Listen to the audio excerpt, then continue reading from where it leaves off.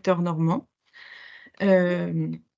Donc, avant toute chose, pour commencer, les micros et les caméras, sont coupés. Si vous avez des questions, vous pouvez les poser à travers le chat. On tâchera d'y répondre, le plus rapidement possible et d'avoir toujours un œil sur le chat. Ce webinaire est enregistré, donc si vous joignez cette, session, vous autorisez automatiquement ces enregistrements. Si vous ne souhaitez pas prendre part à un webinaire enregistré, vous pouvez quitter la session. Un replay sera disponible dans les prochains jours, nous vous tiendrons informés. Donc, nous allons commencer. Pour ce webinaire, en sommaire, nous allons revenir en substance sur le périmètre de Jump Europe. Puis, nous allons vous présenter un panorama des principaux programmes européens éligibles, plus particulièrement pour le lot 1. Panorama non exhaustif, mais voilà, on va revenir sur les principaux programmes. On reviendra aussi sur les modalités de fonctionnement de Jump Europe, même si pour la plupart, vous les connaissez déjà. Nous avions fait un webinaire de lancement le 6 juillet à ce propos. À la suite de quoi, il y aura une intervention du consultant retenu, du consortium de consultants retenu pour ce lot 1, donc consortium avec le pôle TES, Valorial et Nextmove. Puis vous aurez 2 retours d'expérience de porteurs normands lauréats de projets, de programmes européens qui voilà, interviendront sur Interreg et Horizon. Et à la suite de cela, une petite session de questions-réponses si nécessaire. Donc voilà. Nous allons pouvoir commencer s'il n'y a pas de questions et si techniquement tout marche bien. Donc à l'écran, vous avez l'équipe Jump Europe. Donc nous sommes 4 personnes derrière Jump Europe.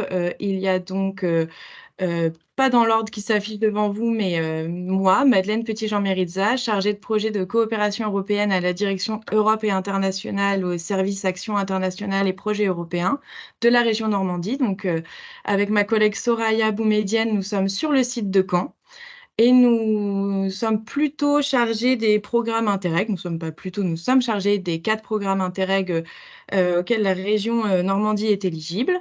Et nous travaillons conjointement avec l'antenne de la région Normandie à Bruxelles, avec Zoé Buil-Baudin, donc chargée de mission recherche, innovation et énergie, et Manon Quérault, chargée de mission urbain, éducation et culture, donc qui sont liées à la région Normandie, mais elles sur Bruxelles. Et donc voilà, nous gérons Jump Europe toutes les 4. Donc les Jump Europe, comme vous le savez peut-être déjà, intervient uniquement sur les programmes de coopération territoriale européenne et les programmes sectoriels européens. Donc ces programmes Interreg et programmes sectoriels, ils se ressemblent, hein, ils ne sont pas gérés par les mêmes personnes, mais ils se ressemblent. Et c'est ce pourquoi Jump a été mis en place. Jump n'intervient pas sur les FESI, voilà, tout ce qui est FEDER, FEADER et aussi MIE ne sont pas pris en charge dans Jump Europe. Et donc, nous allons plus particulièrement revenir sur le panorama des principaux programmes européens éligibles à Jump Europe et plus particulièrement pour ce lot 1. Donc, nous allons commencer par les programmes Interreg que nous gérons avec Soraya. Donc, la région Normandie est éligible à 4 Interreg. Donc, Interreg Mer du Nord, Interreg Europe du Nord-Ouest, Interreg Espace Atlantique et Interreg Europe. Donc, vous avez des cartes à l'écran hein, qui s'affichent. Interreg Mer du Nord, il y a 6 pays qui sont partenaires. Donc, la Belgique, l'Allemagne, les Pays-Bas, la Suède, le Danemark et la Norvège qui est partenaire associé. Pour Interreg Mer du Nord, on a une enveloppe de 158 millions d'euros avec un cofinancement à hauteur de 60%. Sur Interreg Europe du Nord-Ouest, 6 pays également, l'Irlande, la Belgique, les Pays-Bas, le Luxembourg et la partie nord de la France et la partie ouest de l'Allemagne, avec un plus gros budget, hein, mais sur la programmation 21-27, évidemment, les budgets donc de 310 millions d'euros avec un taux de financement à 60% également. Interreg Espace Atlantique avec un budget de 113 millions d'euros et un cofinancement à 75%. Donc, pour l'espace atlantique, la zone concernée, c'est donc la France, l'Irlande, l'Espagne et le Portugal. Et pour Interreg Europe, un budget de 379 millions d'euros avec un taux de cofinancement qui peut monter jusqu'à 70%, 80%, excusez-moi. Et là, les 27 États membres sont concernés, ainsi que la Suisse et la Norvège. Donc, pour Mer du Nord, la priorité 2 et la priorité 3 sont concernés, sont concernés par le lot 1. Une priorité 2, une transition verte en mer du Nord, avec 5 objectifs spécifiques qui peuvent convenir pour le lot 1. Donc, promouvoir l'efficacité énergétique et réduire les émissions de gaz à effet de serre, promouvoir les énergies renouvelables en intégrant des critères de durabilité, développer des systèmes énergétiques intelligents, de réseaux et de stockage en dehors du réseau transeuropéen d'énergie, promouvoir la transition vers une économie circulaire et efficace en termes de ressources, promouvoir une mobilité urbaine multimodale durable dans le cadre de la transition vers une économie nette zéro carbone. Et la priorité 3, une région de la mer du Nord résiliente face au changement climatique, avec 2 objectifs spécifiques qui peuvent convenir pour le lot 1, promouvoir l'adaptation au changement climatique et la prévention des risques de catastrophes, la résilience en tenant compte des approches fondées sur les écosystèmes, et renforcer la protection et la préservation de la nature, de la biodiversité et des infrastructures vertes, y compris dans les zones urbaines, et réduire toute forme de pollution. Sur Interreg Europe du Nord-Ouest, priorité 1, résilience climatique, priorité 2, transition énergétique intelligente et juste, priorité 3, transition vers une économie circulaire ancrée localement. Donc avec 5 objectifs spécifiques, 2 dans la priorité 1, 2 dans la priorité 2 et 1 pour la priorité 3. Favoriser l'adaptation au changement climatique, la prévention des risques et la résilience face aux catastrophes. Améliorer la protection de l'environnement, la biodiversité et réduire la pollution. Favoriser les mesures en matière d'efficacité énergétique et réduire les émissions de gaz à effet de serre. Prendre des mesures en faveur des énergies provenant de sources renouvelables et favoriser la transition vers une économie circulaire et faiblement consommatrice de ressources. Voilà pour les 2 Interreg mer du Nord et Interreg Europe du Nord-Ouest. Alors pour le moment, pas d'appel à projet ouvert pour ces 2 Interreg-là, mais a priori 2 calls numéro 4, 2 appels à projet numéro 4 en fin d'année pour chacun des Interreg à confirmer, et nous le confirmerons sur le site internet de la région. Nous ne manquerons pas de vous le faire savoir. Je laisse la parole à Soraya qui va vous présenter les 2 autres Interreg.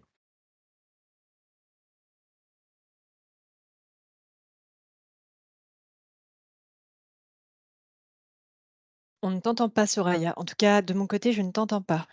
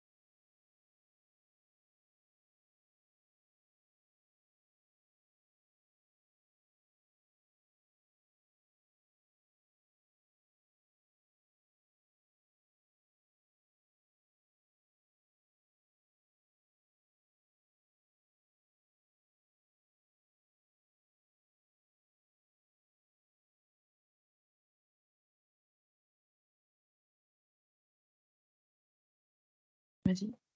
Ok, donc petit problème technique, est-ce que vous m'entendez bien là? Oui, Est-ce que ça a l'air de Oui, fonctionner. c'est bon. Oui, merci. Donc je disais que pour le programme Interreg Espace Atlantique, nous avons la priorité 2 qui correspond au lot 1 sur une Europe plus verte. Donc cette priorité comprend 4 objectifs spécifiques. Tout d'abord, favoriser l'efficacité énergétique et réduire les émissions de gaz à effet de serre. Favoriser l'adaptation au changement climatique et prévenir les risques de catastrophes naturelles. Favoriser la transition vers une économie circulaire et durable dans l'utilisation des ressources.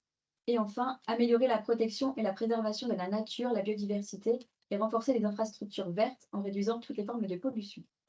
Donc pour l'instant, il n'y a pas d'appel à projet ouvert pour Espace Atlantique.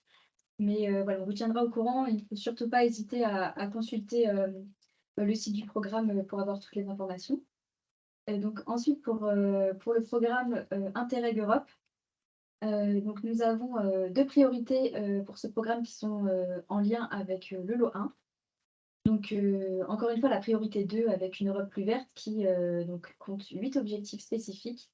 Donc efficacité énergétique et réduction des émissions de gaz à effet de serre, énergie renouvelable, système énergétique intelligent, réseau et stockage, adaptation au changement climatique, prévention des risques de catastrophes, résilience, accès à l'eau et gestion durable de l'eau, économie circulaire et économe en ressources, protection et préservation de la nature, de la biodiversité, infrastructures vertes, réduction de la pollution, et enfin mobilité urbaine durable pour une économie sans carbone. Et nous avons aussi la priorité 3 avec une Europe plus connectée qui compte 2 objectifs qui s'inscrivent dans le lot 1 de JUMP. Donc, le réseau transeuropéen de transport résilient au changement climatique, intelligent, sûr, durable et intermodal. Et enfin, la mobilité nationale, régionale et locale durable, résiliente au changement climatique, intelligente, sûre, durable et intermodale. Donc, pour ce programme, par contre, le prochain appel à projet commencera au début du 1er septembre 2024 et se terminera à la fin de ce même semestre. Donc, encore une fois, il ne faut pas hésiter à suivre les intérêts sur les réseaux sociaux et leur site internet pour avoir toutes leurs informations. Voilà, donc je te repasse la parole, Madeleine. Merci beaucoup, Soraya. Donc, pour Jump et donc pour ce lot, les programmes Urbact sont aussi éligibles. Donc, je vais laisser la parole à Manon pour le programme Urbact et European Urban Initiative. Merci Madeleine. Bonjour à tous. Donc, effectivement, je vais vous parler rapidement des 2 programmes européens avec un focus urbain qui peuvent intéresser les collectivités locales. Donc, le premier programme est le programme Urbact, donc un programme dédié à l'échange entre collectivités locales sur les politiques urbaines. Donc, ce programme permet de développer des réseaux entre les villes européennes pour échanger sur des problématiques et des challenges communs aux autorités locales. On a un calendrier d'appels annuel. Donc l'appel 2023 a clôturé en mars dernier. On attend un prochain appel en 2024. Les dates ne sont pas encore connues. J'ai mis le lien sur la slide, donc vous pourrez retrouver les informations directement sur le site du programme. Et je veux bien la slide suivante, s'il te plaît, Madeleine. Le deuxième programme dédié aux collectivités locales est le programme donc, Initiative urbaine européenne.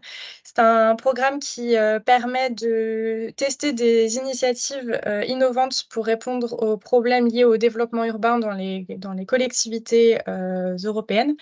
Donc ici aussi, on a un calendrier avec un appel par an. Donc l'appel 2023 est actuellement ouvert, se clôture à la mi-octobre. L'appel de cette année est réservé à des focus sur 3 thématiques, la thématique du tourisme durable, la thématique des villes vertes et la thématique des villes en décroissance démographique. Donc chaque projet peut avoir jusqu'à 5 millions d'euros. Plus d'informations sur le site, le lien est aussi sur la slide. Merci beaucoup, Manon. Donc, je vais maintenant laisser la parole à Zoé qui va nous présenter donc Horizon Europe. Zoé, je te laisse la parole. Merci beaucoup, Madeleine. Donc, je prends voilà, le contrôle sur la présentation. Donc, moi, de mon côté, je vais vous parler de 2 programmes. D'abord, le programme Horizon Europe, qui est le programme cadre européen pour la recherche et l'innovation 2021-2027. Donc, c'est un programme qui est très vaste, comme vous pouvez le constater sur cette diapo. Il est doté d'un budget de 95,5 milliards d'euros sur cette période. Et il est composé schématiquement de 4 grands piliers. Donc, vous avez d'abord sur la gauche le pilier 1 qui est dédié à la science d'excellence. Donc, ça ne va pas tellement concerner le lot 1 de Jump Europe, puisque là, on est plutôt sur des bourses pour des projets de recherche fondamentaux ou pour de la mobilité des chercheurs. Ensuite, le pilier 2, sur lequel je reviendrai un peu plus tard et qui, lui, vise à résoudre de grands défis de société, dont les défis ciblés par le lot 1 de Jump Europe, à savoir les questions de transition écologique, énergétique et liées aux ressources. Ensuite, le pilier 3 d'Horizon Europe qui, lui, est plutôt axé sur l'innovation et qui va venir soutenir soit des projets de recherche, mais dans l'idée de développer une innovation qui sera mise sur le marché ensuite, ou alors qui va soutenir des PME ou des startups individuelles très innovantes. Et il y a également un volet au sein de ce pilier 3 qui s'appelle Écosystème européen d'innovation qui va soutenir la mise en réseau d'acteurs des écosystèmes européens de l'innovation comme les pôles, les associations de filières, les clusters. Donc, c'est plutôt des appels pour les acteurs intermédiaires finalement. Et enfin, il y a un quatrième pilier qu'on appelle parfois le pilier couché et qui, lui, va soutenir d'une part le renforcement ce qu'on appelle l'espace européen de la recherche, donc faciliter les liens entre écosystèmes nationaux et régionaux de recherche, et d'autre part, renforcer la participation des acteurs des pays essentiellement d'Europe centrale et orientale à Horizon Europe. C'est ce qu'on appelle le widening, donc l'élargissement, et ça ne concerne pas la Normandie. Et donc, comme je le disais, pour le lot 1 de Jump Europe, le pilier au sein d'Horizon Europe qui nous intéresse le plus, c'est le pilier 2, avec ses 6 pôles thématiques, et en particulier les pôles 5 et 6. Le pôle 5 est dédié aux questions de climat, énergie, mobilité, et le pôle 6 est lié à tout ce qui est agro, bioressources, environnement, également économie circulaire. Donc, c'est vraiment les deux pôles au sein d'Horizon Europe qui vont nous intéresser le plus ici. Donc ici, au sein du pilier 2, Horizon Europe finance essentiellement des projets collaboratifs. Donc, j'y reviendrai un peu plus tard, mais des projets qui impliquent la formation d'un consortium européen composé d'au moins 3 partenaires situés dans 3 pays différents. Et ça, c'est vraiment le minimum syndical. L'expérience montre que c'est souvent beaucoup plus. Et donc, ce sont des projets qui sont généralement soutenus à hauteur de plusieurs millions d'euros, qui doivent être mis en œuvre sur une période de 3-4 ans en moyenne. Mais donc voilà, ça rentre dans typiquement, si vous avez un projet qui pourrait rentrer dans un des appels à projets de ces pôles 5 et 6 du pilier 2 d'Horizon Europe, il ne faut pas hésiter à solliciter Jump Europe. En plus de ces 4 piliers, il y a 2 autres sources de financement au sein d'Horizon Europe qui sont potentiellement intéressantes. C'est d'une part les missions. Donc ça, c'est une nouveauté d'Horizon Europe. Ce sont des grands domaines, des espèces de programmes au sein du programme qui ont été lancés par la Commission pour résoudre là aussi de grands défis de société, mais avec en plus une dimension de co-conception avec les citoyens et avec les utilisateurs. Et aujourd'hui, au sein d'Horizon Europe, il y a 5 missions qui apparaissent à l'écran, et il y en a 4 qui concernent plus particulièrement le lot 1 de Jump Europe. Donc, une mission sur l'adaptation au changement climatique, une mission sur la santé des eaux au sens large, donc océan, eau intérieure, fluviale, une mission sur les villes neutres en carbone et une 4e mission sur la santé des sols.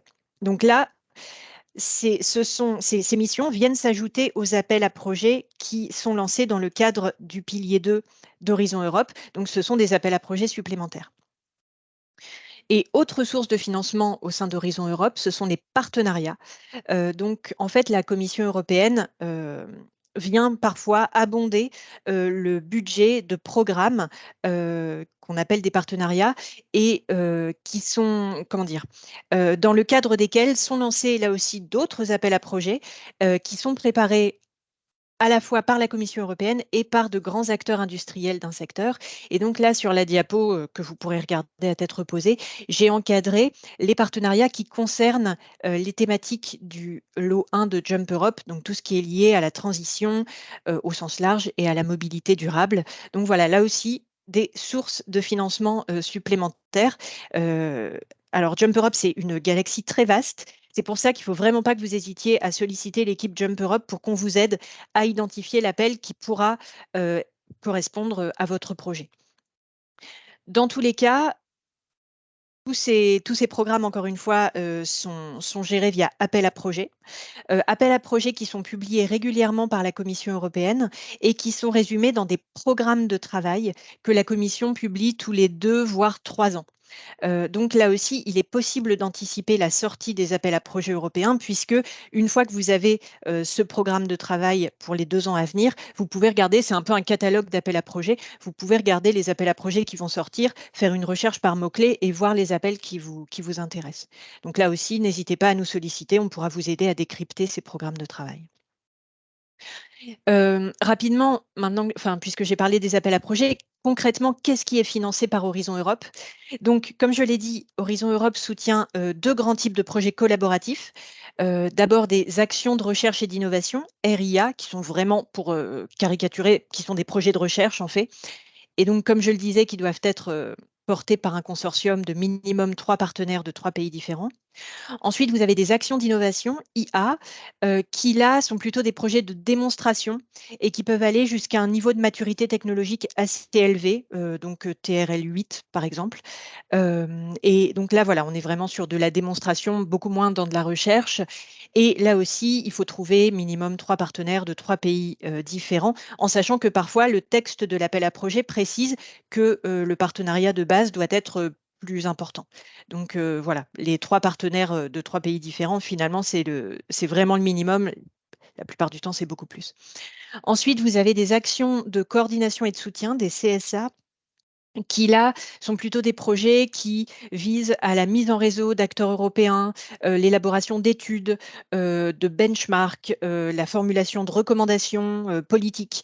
Donc là, en théorie, ce ne sont pas des projets collaboratifs, mais dans les faits, comme ce sont des projets qui doivent avoir une dimension, une valeur ajoutée européenne, il est souvent nécessaire que ces projets soient portés par des consortia européens. Donc là, ici, je vous rappelle, juste pour votre information, l'échelle de niveau de maturité technologique que la Commission utilise pour justement définir ce que c'est qu'une action de recherche et d'innovation, une action d'innovation, voilà, là où elle met le curseur finalement pour définir ces différents types de projets. Et alors là, ça concerne moins le lot 1 de Jump Europe, mais je vous le précise quand même. Outre ces projets collaboratifs, dans Horizon Europe, la Commission finance d'autres types de projets. Des bourses de recherche, comme je le disais, les bourses ERC, donc du Conseil européen de la recherche, des allocations de mobilité internationale pour des chercheurs et pour les personnels de la recherche et de l'innovation. Donc là, ce sont les actions Marie Curie, qu'on résume en MSCA. Et puis, elle soutient également, comme je le disais, dans le cadre du pilier 3 d'Horizon Europe, des startups et des PME très innovantes, individuelles, via un outil qu'on appelle l'EIC Accélérateur. Et donc là, c'est aussi c'est du soutien à des entités individuelles qui peut passer par de la subvention et ou de la prise de participation. Mais encore une fois, ça concerne moins le lot 1 de Jump Europe, sauf si vous êtes une PME ou une start-up engagée sur les questions de durabilité, de transition. Là, potentiellement, ça pourrait vous intéresser. Côté ressources, il y en a beaucoup. Donc, à gauche, vous trouverez toutes les ressources mises en place par la Commission européenne. Mais moi, je vous conseille de regarder plutôt à droite le portail français d'Horizon Europe qui a été développé par le ministère de la Recherche et qui est vraiment très, très bien, très, très riche. Vous trouverez une page pour chacun des volets d'Horizon Europe que j'ai évoqué dans cette courte présentation. Et voilà, vraiment, n'hésitez pas à regarder. C'est une source d'information très, très utile. Des événements d'infos sont organisés régulièrement. Voilà, vraiment, n'hésitez pas. Et alors, autre programme, là aussi concerné par le lot 1 de Jump Europe, c'est le programme LIFE, donc le programme européen pour l'environnement et l'action climatique, qui a un budget beaucoup plus restreint qu'Horizon Europe, puisqu'on est sur un peu plus de 5 milliards d'euros sur la période 2021-2027. Et donc, c'est un programme qui se divise en 2 sous-programmes, donc environnement et action climatique. Au sein d'environnement, vous avez tout ce qui est lié à la nature et à la biodiversité, d'une part, et à l'économie circulaire et aux ressources, d'autre part. Et pour le volet action climatique, vous avez d'une part les appels liés à l'atténuation et à l'adaptation au changement climatique. Et vous avez un 4e volet un peu plus récent dans LIFE qui s'appelle Transition pour une énergie propre et qui là est un volet très vaste qui peut couvrir des actions liées à la rénovation énergétique des bâtiments, aux compétences en lien avec la rénovation énergétique, mais vous pourrez trouver aussi des choses sur l'hydrogène, sur la production d'énergie renouvelable. Enfin, vraiment, c'est un volet très vaste. En termes de taux de cofinancement, sur les 3 premiers volets, donc nature, biodiversité, économie circulaire, ressources, atténuation, adaptation, on est sur des taux de cofinancement entre 55, 60 et 70% de cofinancement. Sur le 4e volet, transition pour une énergie propre, le taux de cofinancement est plus élevé puisqu'il est de 95%. Pour répondre à un appel à projet LIFE, vous n'êtes pas obligé de trouver des partenaires européens, ça n'est pas une obligation. Par contre, votre projet doit montrer une valeur ajoutée européenne, qui généralement passe par la mise en place d'un consortium européen. C'est souvent le meilleur des signes, mais malgré tout, ça n'est pas une obligation. Donc, si vous trouvez un autre moyen pour montrer la valeur ajoutée européenne de votre projet, tant mieux. Mais voilà, sachez que c'est un élément important dans LIFE, c'est qu'il faut être capable de démontrer la valeur ajoutée européenne d'un projet parce que la solution technologique développée peut être répliquée dans un autre pays. Ou, voilà, il faut pouvoir le démontrer. Autre élément important, le programme LIFE ne finance pas d'actions de recherche. Il va plutôt financer la démonstration, la pré-commercialisation de solutions innovantes, mais aussi des actions de gouvernance. Mais voilà, on n'est pas sur de la recherche, contrairement à Horizon Europe. Et en termes de calendrier des appels, on est sur des appels annuels. Donc, en règle générale, pour les 3 premiers volets de LIFE, l'appel ouvre au printemps d'une année et il va se clôturer en septembre. C'est ce qui s'est passé en 2023. Et pour le dernier volet, transition pour une énergie propre, l'appel va ouvrir un peu plus tard, donc souvent en mai, et il va se clôturer en novembre. Donc là, aujourd'hui, l'appel à projet 2023 LIFE volet transition pour une énergie propre est toujours ouvert. Il se clôturera en novembre, mais voilà, je ne rentre pas dans le détail parce qu'aujourd'hui, si vous découvrez le programme, c'est trop court pour vous positionner. Mais sachez que les appels sont annuels, donc n'hésitez pas à regarder pour l'année prochaine éventuellement. En termes de ressources, là aussi, vous avez d'une part un portail européen sur lequel vous retrouverez les appels à projets en cours, les appels à projets passés, les projets qui ont déjà été financés dans le cadre des appels précédents.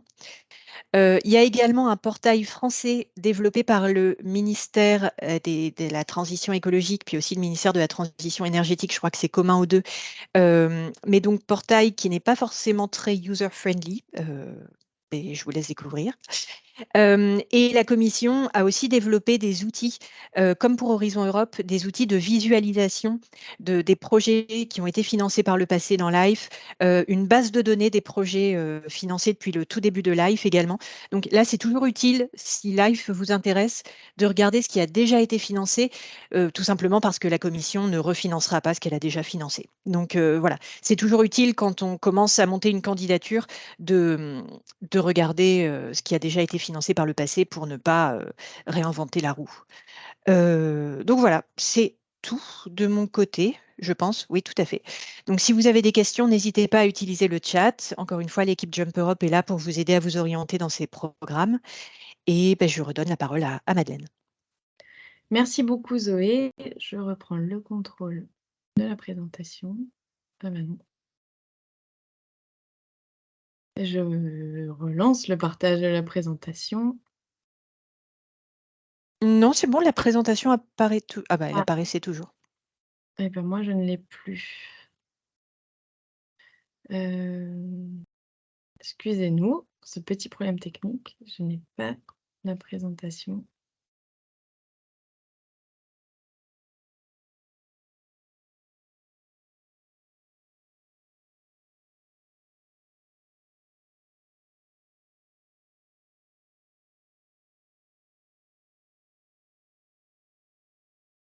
Excusez-moi pour ce problème technique.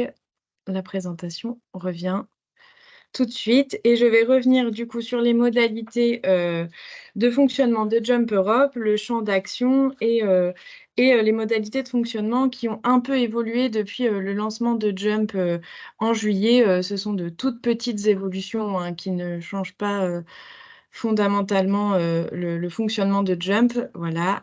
Donc, le champ d'action de Jump Europe, normalement, idem pour ce que j'ai dit au début, vous avez déjà peut-être une idée de comment fonctionne Jump, mais pour pour revenir sur le fonctionnement, le champ d'action, donc JUMP, ce n'est pas une aide financière, c'est la mise à disposition par la région d'un accompagnement au montage de projets par des consultants experts en financement européen que nous avons sélectionnés au préalable. Donc, pour le lot 1, il s'agit du consortium qui regroupe le pôle TES, Valorial et NextMove, les pôles de compétitivité. Ils prendront la parole juste après pour se présenter à vous. JUMP Europe a un public éligible assez vaste, donc tout le type d'entité juridique établie en Normandie, que ce soit le siège ou l'antenne, sont éligibles à JUMP Europe. Et JUMP Europe, c'est 3 lots thématiques et aujourd'hui, on revient plus particulièrement sur le lot 1, donc transition énergétique et climatique, environnement et mobilité durable. Et il y a également le lot 2 et 3 que je mentionne tout de même, lot 2 numérique, recherche, innovation, internationalisation des entreprises via le soutien aux pôles et filières, et le lot 3, citoyenneté, jeunesse, éducation, formation, culture et industrie créative. Donc, pour les lots 2 et 3, les webinaires ont eu lieu hier et avant-hier. Et tout comme pour le lot 1, le replay sera disponible sur le site de la région. N'hésitez pas à le consulter. JUMP Europe, donc voilà, ça exclut les projets candidats à un soutien des FESI, donc FEDER, FEADER, FTJ, FSE, FEAMPA. Donc ça, c'est géré au niveau régional ou national. Les projets candidats aux appels du MIE et les acteurs ayant déjà reçu un soutien régional et ou national au cours de l'année écoulée pour le montage du projet candidat à un soutien JUMP Europe. Donc sur la même année, JUMP ne pourra pas être accordé à un projet qui a déjà reçu un soutien régional ou national, mais seulement au cours de la même année. Donc, pour les modalités de fonctionnement de JUMP, nous avons 2 formules. Attendez, je crois que... Non, excusez-moi. Nous avons 2 formules. Donc, pour les porteurs de projets qui se positionnent comme coordinateurs de projet, on a une formule de 60 heures maximum. Ça peut être moins, ce n'est pas un forfait, c'est une formule, donc 60 heures maximum. Et pour les porteurs de projets qui se positionnent comme partenaires d'un projet ou qui travaillent au redépôt d'une candidature déjà soumise et n'ayant pas été retenue, il y a une formule de 30 heures maximum d'accompagnement par les consultants. Les prestations éligibles dans JUMP Europe. Il y a la recherche de partenaires européens avec l'identification de partenaires, la recherche de consortia en cours de montage, l'aide à la rédaction et à la structuration du dossier de candidature.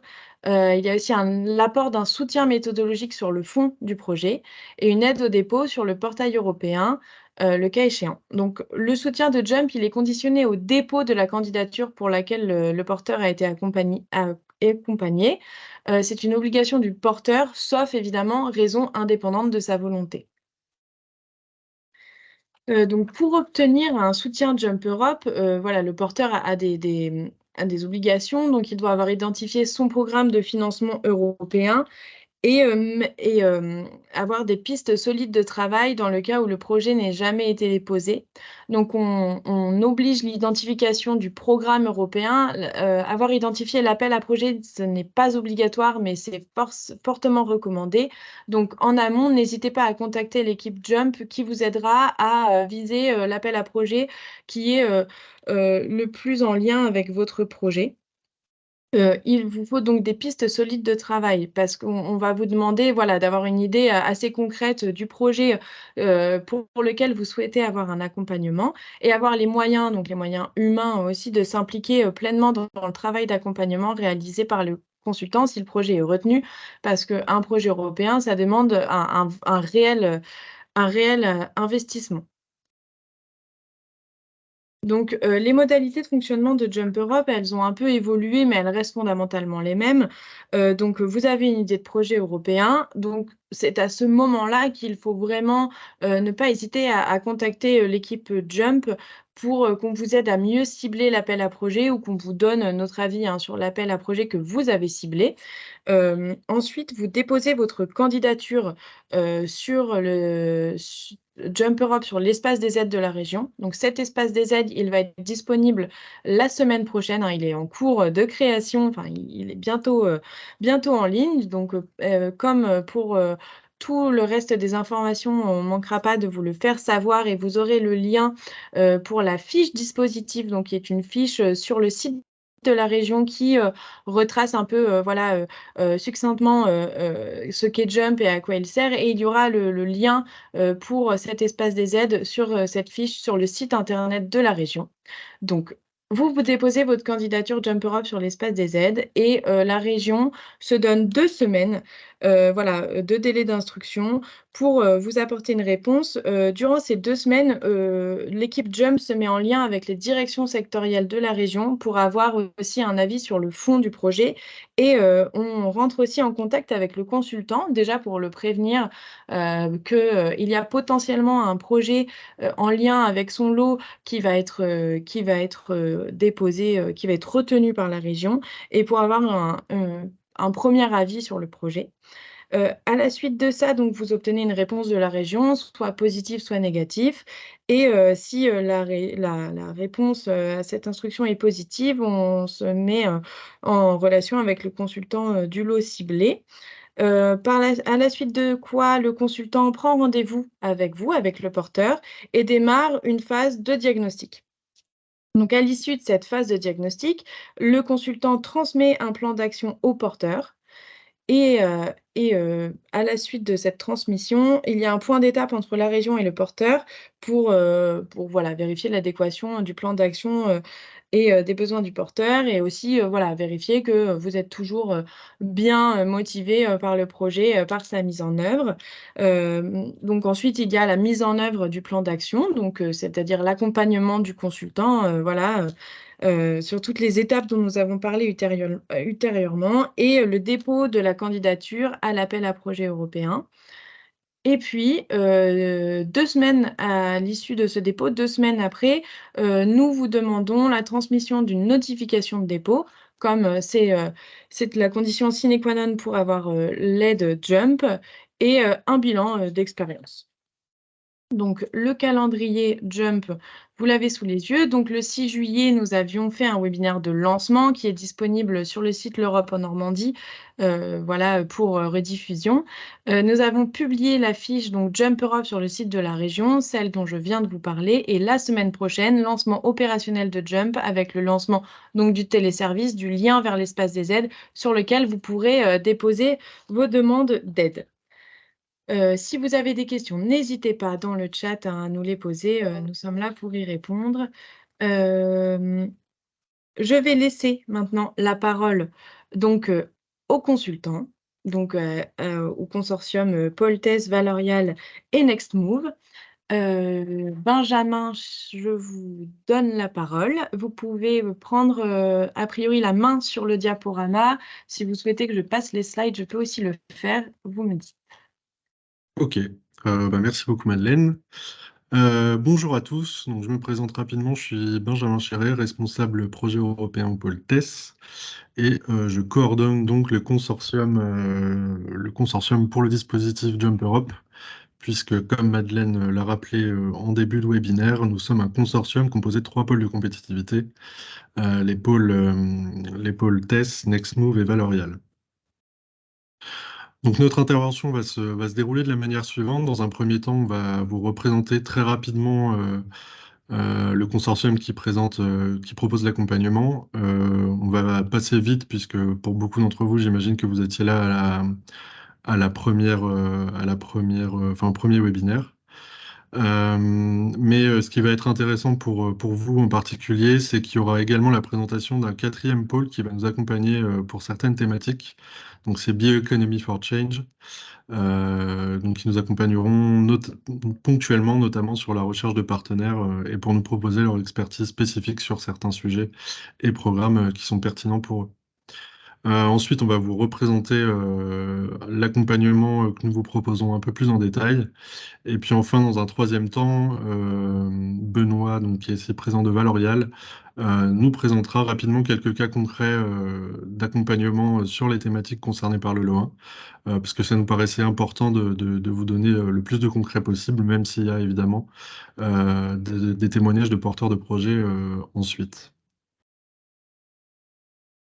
Donc le consortium, en commençant par le pôle TESS, donc nous sommes dans un pôle de compétitivité dédié aux technologies numériques, initialement né autour du sujet de la monétique et en particulier de la technologie NFC en 2005, donc pas grand-chose à voir avec les thématiques couvertes par le lot 1. Néanmoins, au fil du temps, on a élargi nos domaines de compétences et on travaille aujourd'hui sur les technologies que vous pouvez voir sur la slide, donc en haut à droite en rouge, appliquées à 5 secteurs en particulier, 5 secteurs d'application: l'agriculture, les industries culturelles et créatives, la santé, l'industrie et les territoires intelligents. Je ne vais pas trop vous embêter avec ça, mais en gros, les pôles de compétitivité contractualisent par phase avec l'État sur des périodes de 3 ans. Et donc, depuis la phase actuelle, la phase 5 qui a démarré cette année, on a un fort intérêt qui a été montré par les adhérents, les administrateurs et aussi par les équipes du pôle sur les grandes transitions de la société, notamment les transitions environnementales, climatiques, etc. Et donc, on est en train de mettre en place un gros travail sur le numérique responsable, par exemple, afin de nous assurer que les projets qu'on accompagne prennent en compte l'impact et limitent aussi l'impact qu'ils ont sur la société, donc en particulier en termes d'impact climatique et environnemental, évidemment. Qu'on utilise au maximum des matériaux recyclés, qu'on limite l'usage de matières premières type métaux rares, etc. On est également porteur coporteur du DIH normand, donc un guichet unique d'accompagnement à la transformation numérique pour les entreprises qui s'appelle Dynamo et qui est un projet hybride européen régional dédié à la mobilité durable, sûre et connectée. Donc on coporte, comme je le disais, avec Nextmove. On est aussi lauréat, là, tout récemment, d'un projet européen Espace Arc Atlantique qui s'appelle D-Best, qui a vocation à travailler sur le numérique au service d'un tourisme côtier plus durable. Enfin voilà, c'est des thématiques qu'on est en train d'intégrer de plus en plus au sein du pôle. Mais comme je vous l'ai dit, on va passer rapidement et je vais arrêter de monopoliser la parole et je vais laisser celle-ci à Julia de Nextmove. Oui, merci beaucoup, Benjamin. Bonjour à tous, Julia Maffini, responsable des affaires européennes du pôle Nextmove. Donc, on est un pôle de compétitivité dans le domaine de l'automobile et de la mobilité, basé sur 2 territoires, donc de l'Île-de-France et la Normandie. Et on rassemble à ce jour environ 600 membres qui couvrent donc toute la chaîne de valeur de la mobilité. En termes de thématiques, on a principalement 4 piliers principaux. Donc, tout ce qui touche à la mobilité à faible empreinte environnementale, donc typiquement mobilité électrique, hydrogène, etc. Un pilier sur la mobilité plutôt sur autonomie connectée. Ensuite, tout ce qui touche aux nouveaux services, nouvelles solutions de mobilité. Et enfin aussi, on a un pilier plutôt excellence industrielle et opérationnelle. Donc, sur les dernières 3 années, on a accompagné environ 170 projets de nos membres sur les différents programmes qui sont couverts par l'accompagnement JUMP.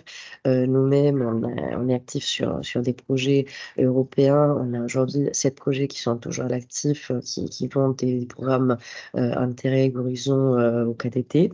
Et pour ce qui concerne notre accompagnement, voilà, c'est un peu ce qui font aussi nos collègues des autres pôles. Ça part du coup de l'identification de l'appel à projet qui serait le plus pertinent, au fait de décrypter du coup l'appel pour bien comprendre effectivement les attendus de la commission, l'appui dans la recherche des partenaires européens sur la base des non-réseaux, l'accompagnement aussi dans le processus de coécriture du dossier. Et là, ce ne sera pas le cas pour les projets européens, mais comme le disait Benjamin, on a aussi tout un processus de labellisation qui est soutenu par l'État. Voilà, on est un pôle qui a été fondé en 2006 et depuis 2015, on a un label d'excellence au niveau européen qui s'appelle le Gold Label et qu'on a renouvelé depuis 2015 jusqu'à aujourd'hui. Voilà, je pense que j'ai fait un peu le tour. Donc, je pense que je vais laisser la parole au pôle Valorial. Oui, bonjour. Donc, moi, c'est Benoît Trébert. Donc, je suis responsable projet et délégué au niveau de la région Normandie pour le pôle Valorial, qui est basé sur 3 régions, Normandie, Pays de la Loire et Bretagne. Donc, nous, on est un pôle dédié à l'agro et agroalimentaire depuis 2006. Notre mission, c'est de stimuler l'innovation alimentaire responsable en fédérant une communauté de 400 adhérents avec plus de 10 000 innovateurs, donc des partenaires potentiels privés ou publics, en les conseillant dans les projets et démarches d'innovation. Notre rôle aussi, c'est de la mise en réseau régional, national, européen et international. On accompagne au montage de projets, donc recherche de partenariat, identification de sources de financement, appel à projet, expertise technique et pilotage de projets. Donc, on est aussi dans la rédaction de projets. Et la labellisation, donc on est aussi label Gold au niveau européen, au niveau des pôles de compétitivité.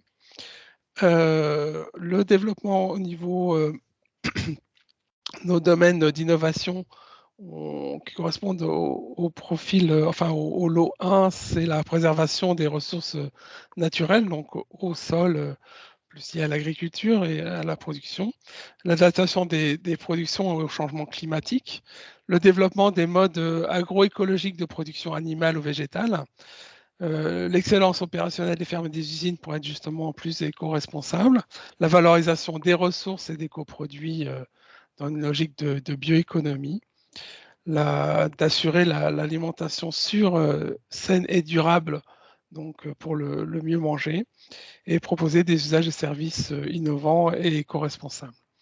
Au niveau européen, donc on est sur 8 projets européens où on est en cours de déploiement et on est actif sur plusieurs réseaux pour représenter ses membres et mieux les informer sur les opportunités disponibles, donc S3P, RIAF, ECCP et GTN. Voilà pour le pôle Valorial.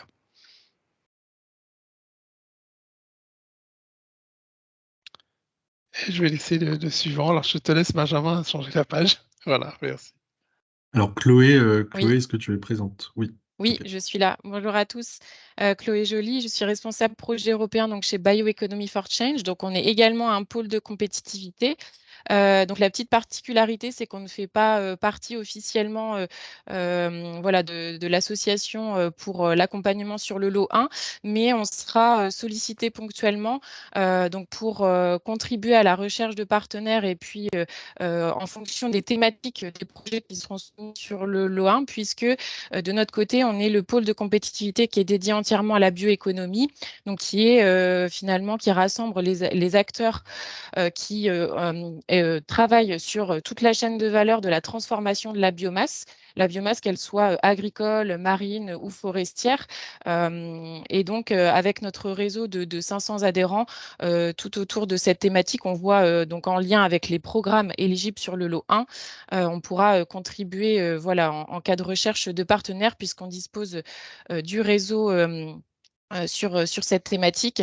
Donc, sur nos 500 membres, on a une répartition majoritairement de plutôt petites structures qui ont besoin d'accompagnement sur l'innovation. Et puis, on a un écosystème aussi qui rassemble les grands groupes ou les organismes de recherche et les collectivités territoriales qui ont un lien avec justement ces activités de transformation de la biomasse et intégration dans différents secteurs d'application. Donc, Benjamin, si tu veux bien passer à la slide suivante. Donc un exemple voilà, du réseau, on voit des grands groupes qui vous parlent aussi et des plus petites structures, donc là plutôt pour des structures privées. Et sur la slide suivante, on voit l'écosystème non exhaustif aussi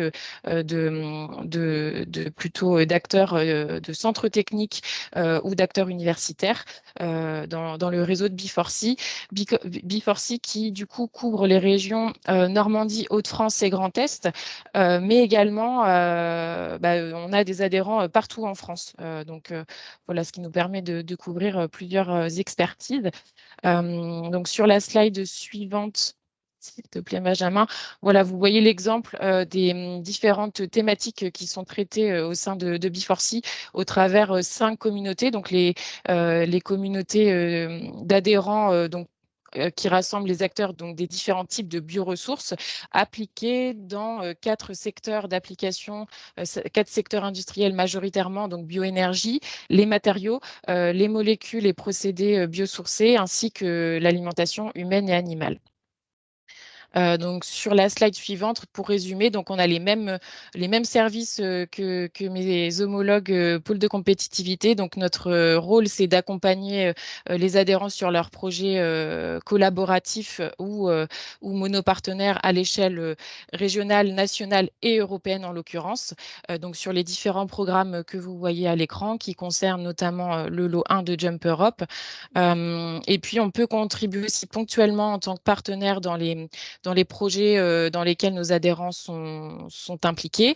On a aussi cette action d'influence, tout comme nos autres collègues, voilà, faire remonter les besoins de nos adhérents en fonction des thématiques à l'échelle européenne pour influencer les appels à projets à terme qui sortiront sur les thématiques couvertes par les différents pôles. Et puis, voilà, vous représenter les adhérents au sein d'instances aussi qui ont une influence voilà, sur les appels à projets qui peuvent sortir sur le moyen et long terme. Merci Chloé. Et donc pour poursuivre l'accompagnement qu'on vous propose, donc qui se base principalement sur celui qu'on propose déjà auprès de nos adhérents depuis pas mal d'années maintenant. Donc concrètement, comment ça fonctionnera? Donc dans un premier temps, une fois que bien sûr vous aurez été sélectionné pour le dispositif et qu'on aura pu échanger avec la région, on vous proposera de vous rencontrer pour discuter autour de votre projet, formaliser vos besoins. Et donc, comme l'a dit Madeleine tout à l'heure, un plan d'accompagnement dédié, un plan d'action sera défini en lien avec les échéances de l'appel à projet qui aura été identifié préalablement. C'est notamment à ce moment-là qu'on pourra se rapprocher de Bioeconomy for Change si nécessaire et qui pourront nous aider ensuite à la recherche de partenaires ou sur l'évaluation de la qualité technique du projet et de sa pertinence. On vous propose également une aide à la recherche de partenaires, donc en lien avec les services de la région, mais aussi en nous appuyant sur nos réseaux de partenaires qu'on a constitués depuis pas mal d'années, sur nos liens avec les différents clusters européens que l'on connaît, nos participations à différents réseaux thématiques, notre participation à TES et à NextMove au réseau des Digital Innovation Hubs européens qui pourraient être intéressantes aussi puisque certains sont dédiés à ces thématiques concernées par le LOA. Comme vous l'ont mentionné mes collègues, les pôles de compétitivité fonctionnent avec des comités d'experts qui peuvent proposer des labellisations. Alors, dans le cadre de projets européens, les labellisations de pôles de compétitivité n'ont pas d'impact. Néanmoins, on pense que ça peut être intéressant de mettre à contribution nos comités d'experts pour évaluer aussi vos projets en amont et maximiser les chances de réussite des projets. Beaucoup, notamment chez les universitaires par exemple, ont l'habitude de déposer des projets européens, donc ça peut être intéressant d'avoir leur avis sur le sujet. On vous proposera également une aide à la structuration du dossier, un soutien méthodologique, évidemment, comme mentionné au début. L'objectif sera de mettre en cohérence votre projet avec les objectifs de l'appel à projet et les priorités politiques européennes également. En fonction des besoins qu'on aura définis au début de l'accompagnement, on pourra mettre en place un accompagnement particulier pour tout ce qui est montage budgétaire, bonnes pratiques rédactionnelles, l'organisation et la structuration du projet en work package, les activités à ne pas oublier, etc. Et évidemment, pour les porteurs qui seraient pas familiers avec les exigences administratives européennes, enfin liées au projet européen en tout cas, on propose de vous conseiller sur votre structuration et votre fonctionnement en interne pour tout ce qui est remontée de dépenses, remontée des indicateurs, etc., afin de fluidifier au maximum ces parties-là. Et évidemment, si vous étiez lauréat d'un financement grâce à l'accompagnement fourni dans le cadre de Jump Europe, on ne vous laisserait pas tomber une fois que le projet démarre. On pourrait aussi continuer à vous aider sur ces sujets-là et à vous conseiller si vous avez des questions. Ensuite, un processus de relecture argumentée avec des préconisations. Donc, on vous propose au moins 3 allers-retours pendant la phase d'accompagnement. Et en fonction des besoins, de vos besoins, en fait, des relectures supplémentaires pour décider si c'est nécessaire, dans la limite évidemment du calendrier qui a été prévu par la région dans le cadre du dispositif. Et pour la première relecture, on mettra également à contribution les comités d'experts pour qu'ils puissent faire leurs commentaires. Et enfin, on vous propose aussi un accompagnement à la rédaction du dossier, puisqu'on a pas mal d'expérience tous les trois, donc TESS, Nextmove et Valorial, dans la rédaction de projets européens.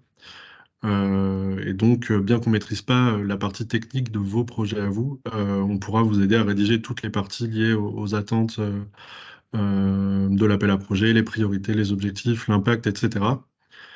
Donc voilà, globalement l'accompagnement, donc là ce que je vous ai décrit c'était l'accompagnement pour un porteur de projet, mais globalement l'accompagnement proposé à un partenaire normand de consortium sera le même. Les quelques petits changements qu'il pourrait y avoir, c'est que évidemment donc l'accompagnement sera moins long puisqu'il se déroulera dans la limite de 30 heures. Sauf exception, il n'y aura probablement pas besoin de recherche de partenaires. Et puis évidemment l'accompagnement à la rédaction et la relecture argumentée, là encore sauf exception, se limitera aux parties qui seront à rédiger par le partenaire normand. Par ailleurs, en fonction des thématiques et des projets que vous nous présenterez, on sélectionnera, donc les 3 pôles sélectionneront au sein de leur équipe les personnes les plus pertinentes pour vous accompagner. Et on pourra mettre en place des équipes pluridisciplinaires complémentaires lorsque c'est pertinent.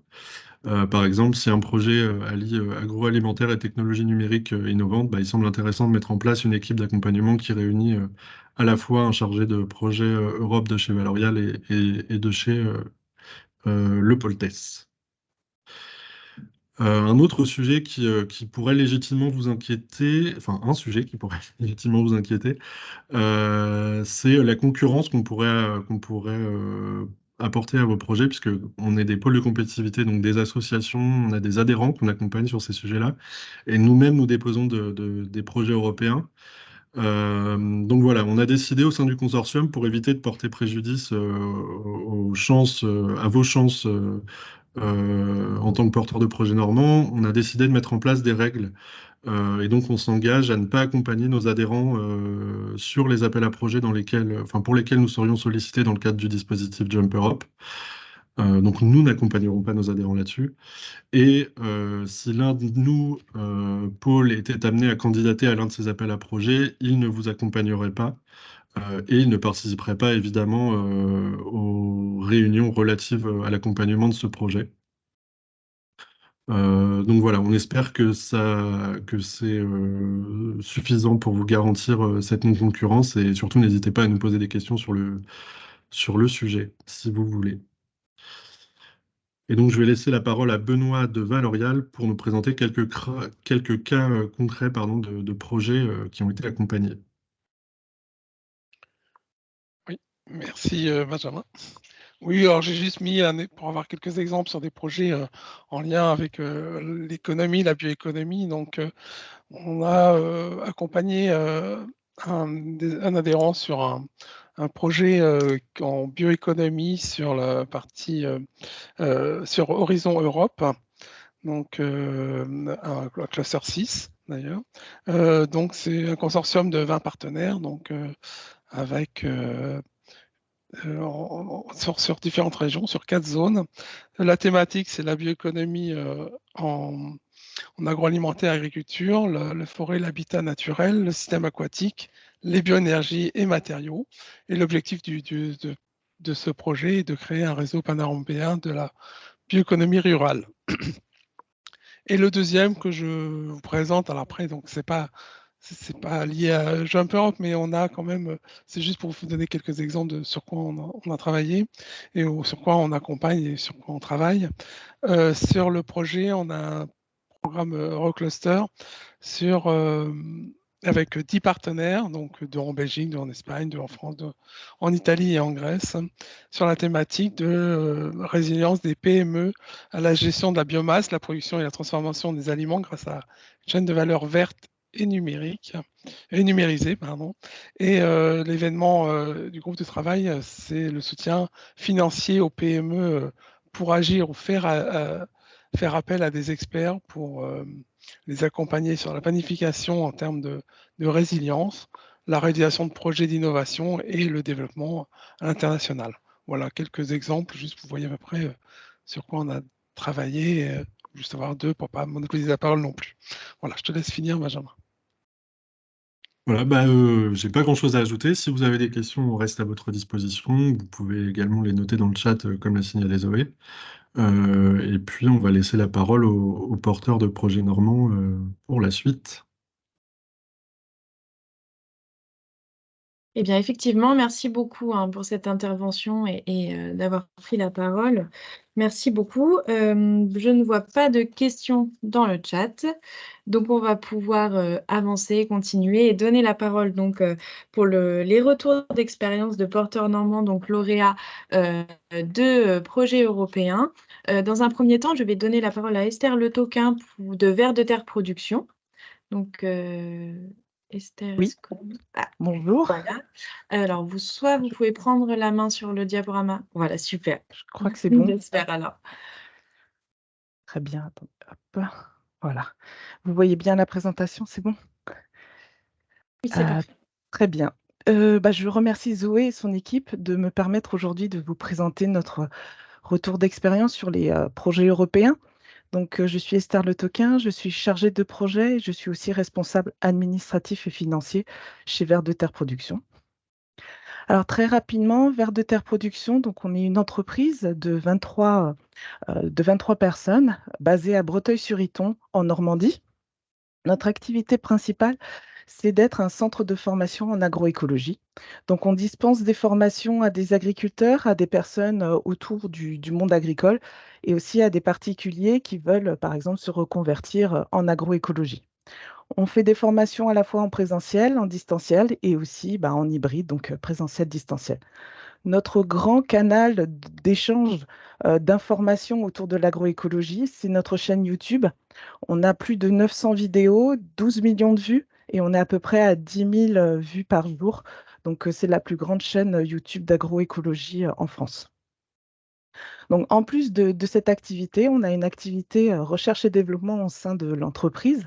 Cette activité est assez jeune dans l'entreprise puisque les premiers projets déposés, c'était vers 2020 et le premier projet européen que nous avons obtenu, c'est GRACE en 2021. Donc au début, la recherche et développement au sein de Vers de Terre Production, c'était pour développer des outils d'analyse de la santé des sols et des plantes et aussi de faire de la mise en place d'expérimentations autour de l'agroécologie. On a aussi donc un pôle de soutien et de conseil qui permet de faire du conseil à différentes structures, que ce soit publiques ou privées, dans le domaine de l'agroécologie. Donc, si on prend cette figure, donc c'est toutes les compétences de Vers de Terre Production. Donc, la compétence de sensibilisation avec tout ce qui est dissémination de l'information par la chaîne YouTube, mais aussi par le bouche à oreille. Donc, après, toute la partie formation. Donc là, c'est le montage des formations, c'est le recrutement des formateurs, donc spécialisés dans l'agroécologie, dans divers domaines, que ce soit la grande culture, l'élevage, le maraîchage et la viticulture. On propose des formations longues, des formations courtes et aussi des e-learning et on produit aussi des MOOC.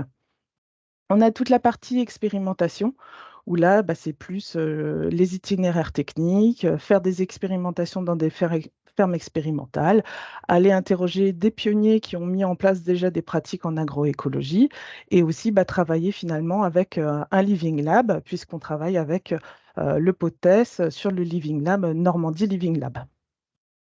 Donc, toutes ces informations, après, on les pool dans des bases de données. Donc, la base de données avec laquelle on travaille le plus, c'est Triple Performance, qui est un wiki de l'agroécologie. Donc, on va y retrouver des portraits de ferme, on va y trouver des fiches techniques et pas mal d'informations sur l'agroécologie. Et on alimente au fur et à mesure des projets, des rencontres. Par exemple, des congrès, ce genre de choses, ce wiki qui est libre d'accès avec de l'information totalement gratuite. Et ensuite, on fait un accompagnement avec du conseil, l'utilisation de tableaux de bord, d'outils d'aide à la décision, dans le domaine de l'agroécologie. Alors, si on reprend cette figure par rapport au projet européen en tant que tel, qu'est-ce que nous proposons au consortium quand on arrive sur les appels à projets? Donc, on a toute cette phase, cette compétence de dissémination avec la chaîne YouTube et ce savoir-faire de montage vidéo, de communication sur les réseaux sociaux. Donc ça, on le propose au consortium. On propose aussi toute la partie expérimentation avec le savoir-faire de mettre en place des itinéraires techniques, d'utiliser donc des fermes expérimentales, enfin tout ce réseau en fait de fermes expérimentales, l'apport d'un living lab. Donc ça, c'est très recherché au niveau des consortiums européens. Et aussi, du coup, cette documentation, ces bases de données aussi, d'avoir accès à des bases de données, pareil, pour tout ce qui est dissémination de l'information. Donc ça aussi, c'est recherché. Donc, un petit point sur notre réseau, très rapidement. Donc, on fait partie d'un grand réseau. On a autour de nous un grand réseau, que ce soit des associations ou des entreprises. On a aussi un grand réseau de fermes en France. Et en fait, ce réseau est important puisque quand nous entrons dans un consortium pour des projets européens, c'est aussi toutes ces compétences, tout ce savoir-faire qu'on amène avec nous à travers ce réseau. Alors, plus particulièrement au niveau de la R&D, donc là, je vais vous présenter que les projets de R&D européens, mais on a aussi des projets régionaux et nationaux. Donc, le premier, c'est GREST, qui a été obtenu en 2021 et qui traite donc de technologies de photonique pour l'analyse des sols et des plantes. Ensuite, on a le projet Urban qui a commencé en 2022 qui est la transformation agroécologique de l'agriculture périurbaine, où là, une partie du consortium est africaine. Donc, c'est vraiment un projet qui est transverse entre l'Europe et l'Afrique. On a le projet NB Soil avec la partie où on intervient qui est en 2023, donc sur la santé des sols.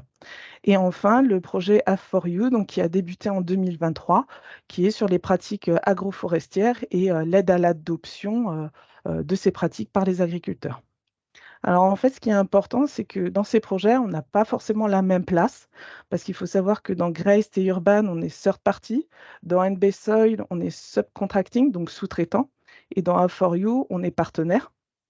Donc, en fait, on a rejoint comme ça les consortiums et on a été mis suivant nos capacités, mais aussi par qui on est rentré dans le consortium, donc third party ou subcontracting ou partenaire.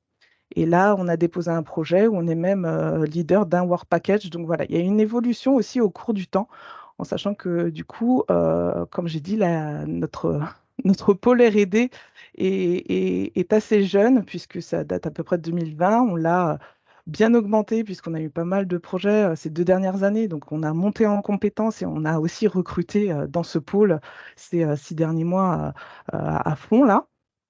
Et donc, il faut savoir que 2020-2021, on a quand même déposé 13 projets pour un seul accepté.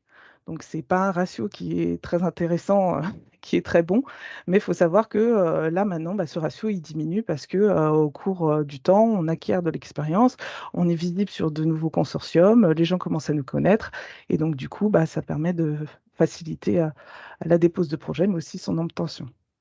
Alors justement, donc quelques points de vue sur notre retour d'expérience. Le premier, c'est qu'on s'est fait aider par une personne expérimentée dans le processus de dépôt et de réseautage. Donc c'est une personne qui travaille dans une entreprise qui nous a vraiment pris par la main pour nous montrer comment déposer, comment rentrer dans les consortiums, qui nous a fait rentrer dans un ou deux consortiums comme ça. Il nous a montré comment faire du réseautage. Et en fait, finalement, sans cette personne, le travail aurait été beaucoup plus long, plus dur. Et c'est pour ça que Jump est intéressant. C'est aussi ce côté humain et relationnel qui permet d'aider dans le processus de dépôt, surtout quand au début, on est un petit peu perdu. On a vraiment besoin de ça pour gagner du temps. Ensuite, il y a toute la phase de réseautage dans les consortiums et par les matchmaking, comme par exemple le 26 septembre sur le cluster 6. Ça, c'est important parce qu'en fait, une fois qu'on est identifié sur des consortiums, ensuite, on se fait connaître et les consortiums peuvent parler entre eux, enfin, les personnes de consortium parlent entre eux. Et par exemple, là, on est carrément venu nous chercher pour intégrer des consortiums au mois d'août. Donc, c'est important d'être visible en réseautage et aussi, par exemple, dans les Living Labs, comme le Normandie Living Lab, où c'est important. Donc, c'est un petit monde, on se retrouve tous. Il y a beaucoup de projets déposés pour quelques projets acceptés. Donc ça, c'est quelque chose qu'il faut bien avoir en tête. Surtout, il ne faut pas y passer trop de temps, il ne faut pas y mettre trop de budget lors des dépôts de projets. Parfois, on nous demande de faire des réunions à l'étranger rien que pour le dépôt, mais si le projet passe pas, c'est un peu du temps et de l'argent de perdu. Donc, il faut quand même sélectionner lesquels sont à privilégier suivant les chances d'obtention. Donc ça, il faut faire attention à ne pas passer trop de temps et trop de budget dedans, mais il faut quand même mettre un peu de moyens pour avoir un beau projet qui ait une chance de passer. Et enfin, il faut, pour nous, bien sélectionner les domaines et les appels à projets, parce que sinon, ça va prendre trop de temps. Par exemple, on a bien identifié les compétences qu'on pouvait finalement vendre au consortium et aussi les appels à projets sur lesquels on veut se positionner. Parce que si on choisit trop de choses, si on veut faire trop de choses, en fait, ça va prendre trop de temps. Il y a tellement d'appels à projets, il y a tellement de consortiums qui peuvent nous solliciter qu'en fait, il faut restreindre à son savoir-faire et puis voilà, pour bien être cadré. Voilà, je pense que j'en ai fini. Hop. Donc, je remercie encore d'avoir permis de présenter Vers de Terre Production et notre retour d'expérience. Merci beaucoup pour cette présentation, hein. N'hésitez pas si vous avez des questions, encore une fois, à les poser dans le chat. Je vais reprendre le contrôle de la présentation. Et du coup, nous allons passer au deuxième retour d'expérience, donc cette fois qui concerne un projet Interreg, donc Eneports. Et je laisse la parole à Jade, je crois, de chez Builders. Et vous pouvez prendre aussi le contrôle sur la présentation comme vous préférez. Super. Eh ben, non. Mince. Ouais, ça marche pas. Ah si, pour nous, Oh, c'est si. bon, ça marche, parfait. Ouais, allez-y, je vous laisse la parole. Bonjour à tous, Mathieu Dufeu, donc chef de projet chez Builders École d'ingénieurs. Et j'ai chargé de mission au sein de Builders École d'ingénieurs. Donc, merci pour l'invitation, pour nous donner la chance de présenter donc, notre projet intitulé Eneport. Juste pour une petite introduction, donc Builders École d'ingénieurs, anciennement ECTC Caen. Donc, une école où on forme des ingénieurs dans la construction. Et on a un département recherche, développement, ingénierie. Et dans ce cadre-là, on participe à des projets collaboratifs nationaux, régionaux et européens. Et c'est pour ça qu'on est acteur dans des projets Interreg. On a fait des Interreg France-Angleterre, des Interreg Nord-Ouest Europe, Mer du Nord et Arc Atlantique. Et du coup, dans ce cadre-là, donc on vous présente notre retour d'expérience sur le projet Eneport, qui est un projet qui a été initié par un chef de file en Espagne et qui est venu nous chercher pour 2 raisons. La première, c'est que par rapport à nos compétences maritimes via notre laboratoire hydraulique, et la deuxième raison, c'était par rapport à notre expérience dans l'ancienne programmation d'Interreg 2014-2020, où on était partenaire d'un projet intitulé 3 départs. Donc, au sein du consortium, donc, on a le chef de file qui est l'Institut de Galice. Donc, on a en tout 7 partenaires, dont un partenaire associé qui est le port de Galway, mais que je n'ai pas mis sur la présentation. Donc, on a 3 ports qui seront 3 sites pilotes dans le cadre d'Eneport, et donc No Builders, Université de Galway et ITER. Donc, partenaire académique. Voilà. Au niveau du budget, donc c'est un budget à 2,8 millions d'euros, cofinancé à 75% dans le cadre de ces Interreg-là, qui va commencer donc à partir de novembre, on commence ouais. les actions. Donc les objectifs principaux de ce projet-là, c'est de numériser la décarbonation des ports dans la consommation efficace d'énergie verte.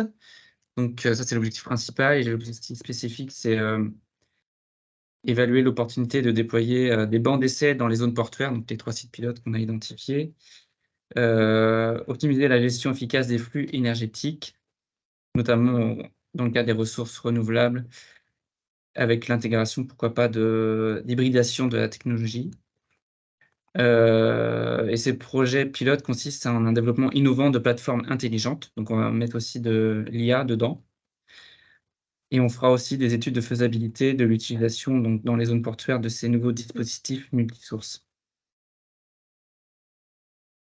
Et la nouveauté, dans le cadre de ce projet-là, c'est développer une méthodologie reproductible pour les autorités portuaires qui sont pilotes dans le projet-là, mais pour l'ensemble des ports européens aussi. Sachant que Eneport, donc ça nous est pas inconnu, en tout cas le principe du projet nous est pas inconnu parce qu'on a capitalisé sur un ancien projet qui va se terminer là, à la fin de l'année pour notre cas, où on était chef de file et financé par la région Normandie, donc Green River. Et ouais, dans le cadre de ce projet-là, Green River, nous, en partenariat avec le port d'Aropa, c'était de développer donc, un hub multisource qui utilise l'énergie éolienne, l'énergie houlomotrice, donc l'énergie des vagues, et l'énergie du vent, voilà, pour générer de l'énergie et puis pouvoir être utilisé pour tout ce qui est voiture électrique, vélo électrique, etc. Et du coup, on a fait un site pilote sur le port de Aropa à Honfleur, financé donc en partie par la région Normandie et l'ADEME. Et l'idée, c'est de exporter cette innovation-là via l'Interreg Arc Atlantique, donc via le Eneport. Tester ce qui avait été développé dans Green River à différents endroits. Et de faire un jumeau numérique. Voilà. Pour pouvoir exploiter toutes les données énergétiques, etc. Et du coup, là, c'est une présentation de notre laboratoire hydraulique, donc là où on teste les innovations à l'échelle réduite, dans nos locaux à Ypres, au nord de Caen. Donc, on a un canal à houle qui fait 40 mètres de long, et grâce à ce canal à houle qui permet de développer de la houle via des vagues et un batteur, on peut maqueter à l'échelle qui va bien les innovations et pouvoir les valider avant de les mettre à l'échelle 1 dans un port physique. Et on fait aussi en parallèle des essais numériques, c'est-à-dire que via des différents PC et différents logiciels, on valide les solutions avant de les tester dans le canal, de façon physique. Et en parallèle, on a aussi développé une activité drone, où là, ça nous permet de suivre notamment l'érosion des côtes liée au changement climatique. Et pour rester donc dans le cadre du projet Eneport, on est aussi donc leader de toutes les activités de communication, donc dans chacun des work packages, et on collide aussi avec le chef de file. Et on a été demandé pour la communication et dissémination, notamment vu qu'on avait été déjà chef de file dans les anciens Interreg, donc surtout sur Interreg FEMA, et dont leader de la com. Donc il y a pas mal de travail à venir, et du coup c'est sur 3 ans. Et c'est à peu près tout pour Eneport, sachant que aussi dernièrement on a été un de nos projets a été accepté dans le cadre de l'Interreg Mer du Nord, donc Waterworms, où on est là leader d'un work package sur les sites pilotes également, sur les pompes à chaleur en mer. Voilà, à votre disposition si vous avez des questions, des commentaires. Eh bien, merci beaucoup pour cette présentation. Hein, voilà, Builders qui a été lauréat de pas mal de projets Interreg ces dernières années.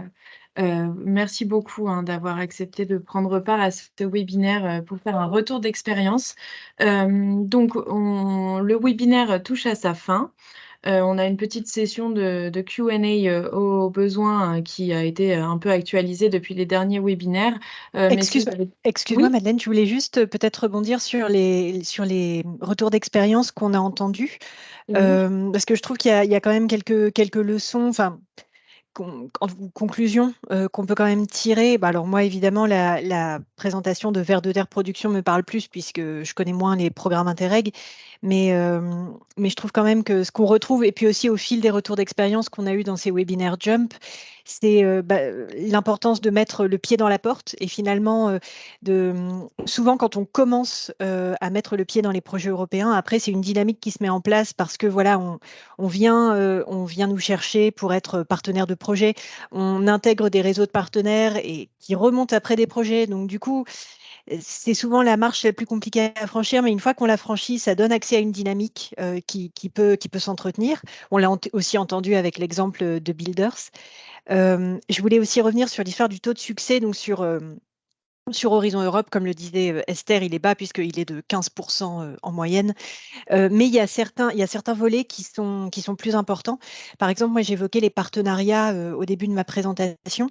Il y a un partenariat dédié aux énergies renouvelables qui s'appelle le Clean Energy Technology Partnership. Et là, c'est un taux de succès de 45%. Donc, pour le coup, il y a aussi des volets qui sont très accessibles. Il faut les identifier, c'est tout l'enjeu et c'est aussi pour ça qu'on est là. Mais une fois que c'est fait, il peut y avoir des volets plus facilement accessibles. Et aussi penser, s'il y a un taux de succès de 45%, de 15%, pardon, que un premier échec, ça arrive souvent. Et qu'en fait, souvent, ça passe au cours d'un premier redépôt, voire un deuxième redépôt. Donc voilà, il ne faut surtout pas se décourager. C'est aussi, je pense, une leçon importante à retenir. Et puis, un aspect également très important et qui a un impact si Jump vous intéresse, il faudra vraiment que vous soyez impliqué dans le montage du projet, même si vous recevez le soutien d'un consultant. Ce sera vraiment important que vous vous impliquiez parce que si votre projet est retenu, vous allez ensuite, dans la vie du projet, avoir de grosses implications en termes de reporting. Esther ou Mathieu ou Jade, vous aurez peut-être envie de revenir sur le sujet, mais participer à un projet européen, ça veut dire quand même rendre des comptes régulièrement sur votre activité. Et voilà, donc votre implication, elle est cruciale dès le montage du projet parce que ensuite, s'il est retenu, il faudra le faire vivre. Et donc, du coup, voilà, il est vraiment important que vous soyez impliqué dès le début. Et je vous invite aussi à revoir, parce que là, on est sur le lot 1 de Jump Europe, mais je vous invite aussi à revoir les replays des autres webinaires et notamment celui du lot 2, parce que, donc sur la recherche et l'innovation, parce que les 2 retours d'expérience qu'on a eus, c'était Naturplast et Lidit. Et ils peuvent également, enfin, c'était sur des thématiques qui relèvent aussi du lot 1 de Jump Europe, donc sur les aspects de transition, bioéconomie. Donc voilà, n'hésitez pas à regarder aussi du côté de ce webinaire-là, en tout cas, et de la présentation, parce que les ressources pourraient aussi vous être utiles. Voilà, je m'arrête. Merci beaucoup Zoé, effectivement, hein, merci d'être revenue sur ces points et de fait, ce que Zoé dit est tout à fait véridique. Jump Europe peut aussi vous aider à vous lancer hein, dans les projets européens qui peuvent parfois faire peur et donc une première aide et un premier succès, le cas échéant, et c'est ce qu'on vous souhaite. Ça peut aussi vous donner une certaine dynamique et après une certaine autonomie hein, sur les les projets qui suivront. Donc, une session de Q&A, hein, de questions. J'avais relevé 3 questions qui avaient été posées en amont du webinaire sur ce lot en particulier. Donc, la question sur les bénéficiaires de Jump. Est-ce que les collectivités locales peuvent bénéficier de Jump? La réponse est oui. Est-ce qu'il est possible de connaître en amont les dates de lancement des appels à projets? Alors, s'il s'agit des appels à projets qui concernent Jump, Jump n'a pas en soi d'appel à projets. On sélectionne les projets au fil de l'eau, donc le dépôt est possible tout au long de l'année. Et en ce qui concerne les appels à projets des programmes éligibles à Jump Europe, là aussi, la région fait une veille hein, à ce propos. Et on vous tient informé sur le site de la région, mais comme l'avait précisé Soraya lors de son intervention, n'hésitez pas, et Zoé également, hein, et Manon en vous donnant les liens, mais n'hésitez pas à aller consulter les sites internet hein, des programmes et leurs pages sur les réseaux sociaux également. Toutes les infos passent par là. Donc voilà, la région fait une veille. Vous pouvez nous contacter, hein, l'équipe Jump Europe à ce propos, on vous répondra avec plaisir. Et vous trouverez donc toutes ces informations sur notre site internet et les sites des programmes. Et il y avait une question particulière sur est-ce que le MSCA est éligible? Et la réponse est oui. Zoé vous l'a présenté juste au début de ce webinaire. Donc, pour les autres questions, voilà, ce sont des questions qu'on a eues beaucoup, notamment au lancement de Jump Europe, que vous avez peut-être déjà vu lors des premiers webinaires. On ne va pas y revenir sur tout. Donc, on a quelqu'un qui nous dit ça n'a pas marché. pour une première expérience. J'ai déposé un projet Green Deal en tant que coordinatrice avec 8 partenaires. Mais effectivement, voilà, on vous encourage à continuer à ne rien, à continuer à rédiger des projets et à les déposer, hein. Les projets européens, la première fois, ça ne marche peut-être pas, mais à terme, voilà, on prend certaines habitudes, on prend certaines bonnes habitudes, voilà, de rédaction, de montage de consortium, et ça a fini par fonctionner. Et une fois qu'on est lancé, voilà, on a de beaux projets qui se mettent en place. Donc, comme je disais, je ne vais pas revenir sur toutes les questions du Q&A, mais malgré tout, vous pouvez les retrouver donc sur ce diaporama et sur le site internet de la région. Encore une fois, je remets dans le chat, est-ce que Sora, tu peux le faire, le lien pour la fiche dispositif dont je vous ai parlé. Cette fiche, elle vous donnera accès donc au lien de l'espace des aides pour déposer vos demandes d'aide Jump Europe. Et encore une fois, n'hésitez pas à contacter l'équipe en amont pour avoir une aide pour les appels à projets notamment. Si vous n'avez pas de questions supplémentaires, je vais laisser la parole soit à Zoé, Manon ou Soraya si vous souhaitez compléter. Et sinon, je vais vous souhaiter une très belle journée. Je vous remercie pour votre attention et je remercie le groupement des pôles d'avoir participé et Builders et Vers de Terre Production d'avoir présenté un retour d'expérience. C'était très intéressant. Merci beaucoup.